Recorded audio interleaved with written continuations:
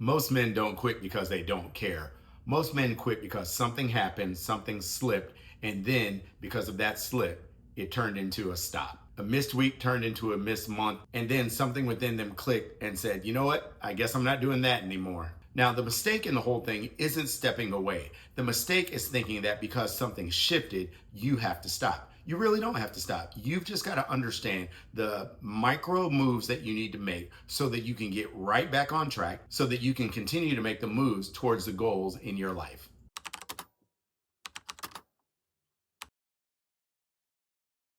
This is Life Moves with Ken, where we talk about the practical steps that men need to make in order to get to the place where they desire in their lives.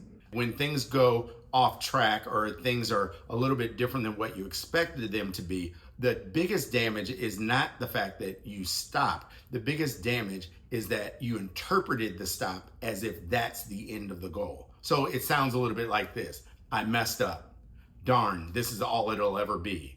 Oh my goodness, I'll never be fill in the blank. And if you've ever said those things, you understand what I'm talking about. And all that happened was you may have stopped or you may have paused for a moment, but the way you interpret the pause really will determine whether or not you're going to move forward quickly or whether you're going to be stuck for a little while. And so I want to give you about 3 different things that we can do in those moments when we find ourselves outside of alignment with what our goals are, or when we find ourselves not knowing exactly what to do because something has changed in our life. So the first thing, before we even get to the 3 things I want to share with you, I want you to understand that anytime you fall off the goal, that's nothing more than just information. And so instead of thinking in the negative, what I want you to start training your mind to understand is that when something happened that got you off track, what you have to understand is that is information for you to know. Perhaps this is not the way I should do it, or perhaps there's a different way that I should approach this because this way is not working. And that information is really good for us as we're addressing how we want to change our lives, how we want to reach goals.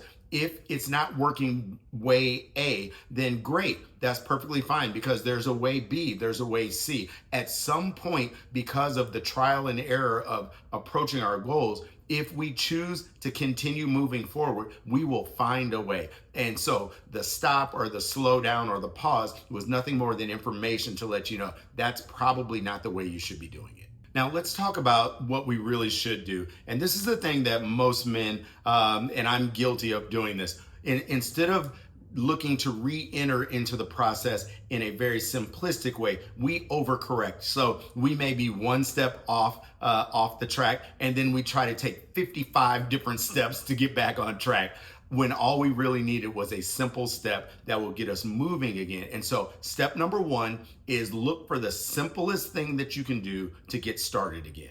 It's what you did to start in the first place. And so we're just trying to simplify this. What is the simplest step that you can take to get started again? If you stopped your fitness goal and you haven't been to the gym in 2 weeks, what was the simplest step that you could have made? Put the tennis shoes by the bed, get the clothes there, set your alarm clock, get up and go. If your eating habits are off, what's the simplest thing that you can do? Meal prep, plan your diet, plan to have the food ready for you so that you don't reach for snacks and those things that aren't healthy. Again, the goal is not to take large, humongous steps to get started again. The goal is to consider what is the simplest step that I can take so that I can get back into the rhythm of what I was doing before I stopped.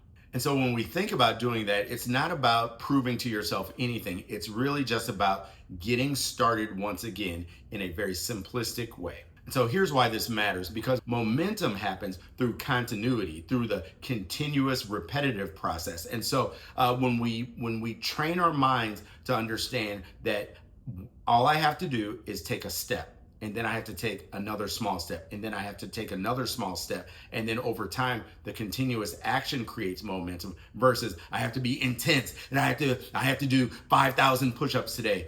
When we get to the understanding that it's not about the intensity, then we'll find that we're more likely to continue on with the process of building momentum. Because remember, we said this back when we started together, that our goal is to continually be moving. This is Life Moves with Ken. not life intensity with Ken. And so we're trying to build momentum so that we make the life moves so that we can get to our goals.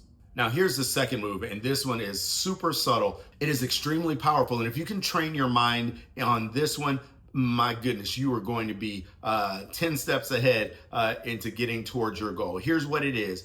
Don't deal with the story, deal with the facts. Let me say it again.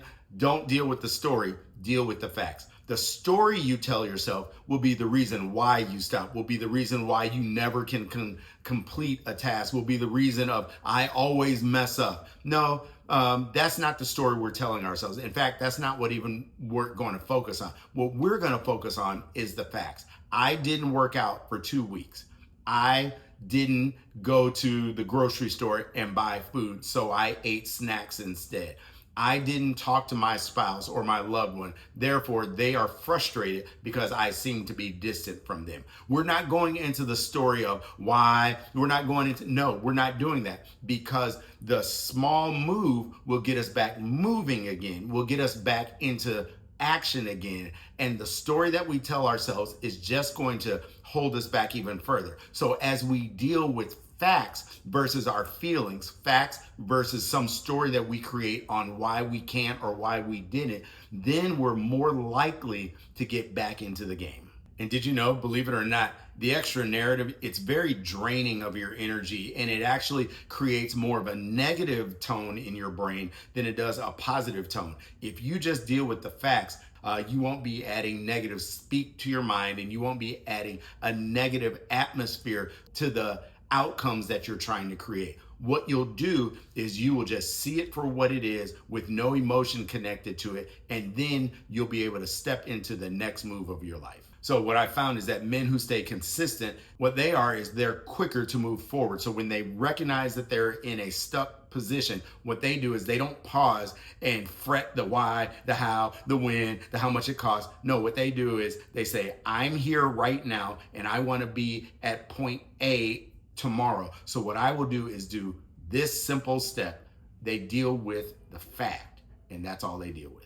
So this last one is what really keeps small steps into becoming permanent pauses. And it's not a hard one, but it requires you making a decision. And here's what it is. Once you recognize that you're in a paused state, or you have fallen off your goal and your kind of your rhythm of what you're supposed to be doing, decide when you're going to get started again. So before the next move happens, just decide when the next move is going to happen. Pick a day, pick a time, and go. So here's why this matters, and research supports this idea. When you decide when your next move will be, you are much more likely to make that move. So it's the idea of not leaving a stop or a slip up open-ended. So you see and recognize that there's been a stop or there's been a pause, and what you do mentally, you decide today is the pause. At some point, and you put a day and a time on it. Tomorrow at noon, I'm working out again. Tomorrow evening at 5:30, I'm having dinner with my wife.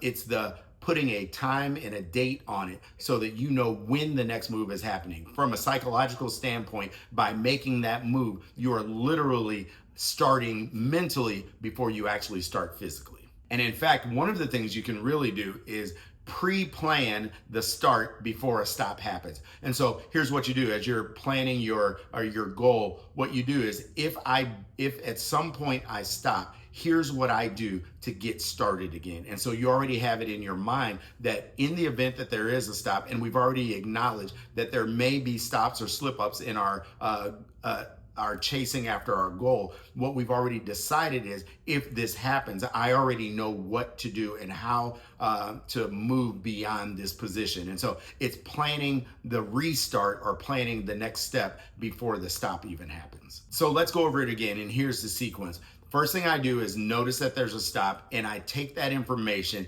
and there are 3 things that I do. The first thing that I do is make re-entry or restart an easy process by choosing the simplest step that I can take. The second thing I do is deal with the facts. So I separate what happened from how I talk about it.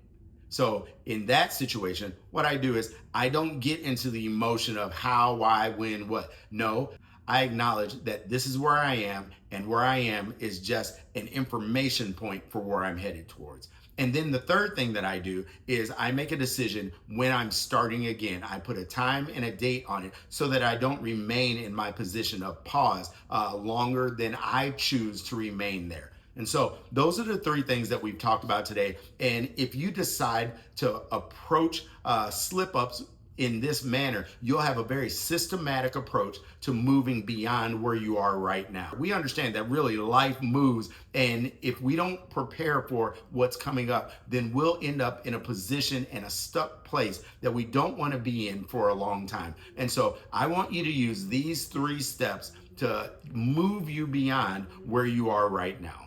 That's how we make strides, not by avoiding setbacks, but knowing how to approach them or knowing what to do when they do come. If this helped you, make sure that you're subscribed and hit the like button so that we can continue to grow this community of men who are moving in the right direction. And if you're not a man, you're a lady and you popped on, welcome to the group. Hey, we take all comers in Life Moves with Ken. We are here just to make moves because life really moves. I just want to remind you, like I remind you guys every time, you're not stuck and you're not starting over. You're just starting from here. I love you and I'm so glad that you're here. I'll see you next time. This has been Ken with Life Moves with Ken.